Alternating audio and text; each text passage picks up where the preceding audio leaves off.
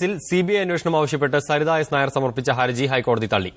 Solar കേസിലെ പ്രതിയായ സരിതയ്ക്ക് വിശ്വാസ്യതയില്ലെന്ന് ഹൈക്കോടതി വിമർശിച്ചു. കോടതി കളിക്കള്ളമല്ലെന്നും ജസ്റ്റിസ് ബി കമാൽ പാഷ ഓർമ്മിപ്പിച്ചു.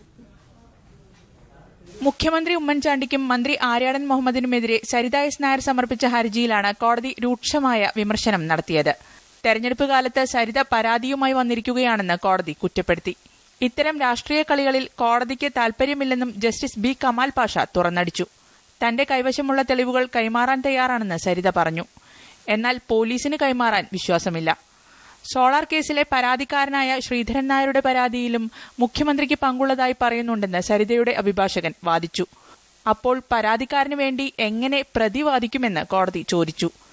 മാത്രമല്ല, ശ്രീധരൻ നായർക്ക് വേണമെങ്കിൽ അദ്ദേഹം തന്നെ വരട്ടെ എന്നും കോടതി പറഞ്ഞു. മുഖ്യമന്ത്രിക്കെതിരെ പരാതിയുണ്ടെങ്കിൽ വിചാരണ കോടതിയെ സമീപിക്കണം.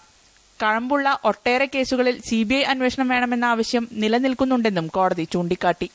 33 കേസുകളിലെ പ്രതിയാണ് സരിതയെന്നും ചില രാഷ്ട്രീയ പാർട്ടികളാണ് സരിതയ്ക്ക് പിന്നിലെന്നും advocate general KP Dandapani, director general of prosecution T Asif Ali എന്നിവർ കോടതിയിൽ പറഞ്ഞു. 1,90,00,000 രൂപ മുഖ്യമന്ത്രിക്കും മന്ത്രി ആര്യാടൻ മുഹമ്മദിനും നൽകി എന്ന വെളിപ്പെടുത്തലിന്റെ അടിസ്ഥാനത്തിൽ CBI അന്വേഷണം വേണമെന്നായിരുന്നു സരിതയുടെ ആവശ്യം.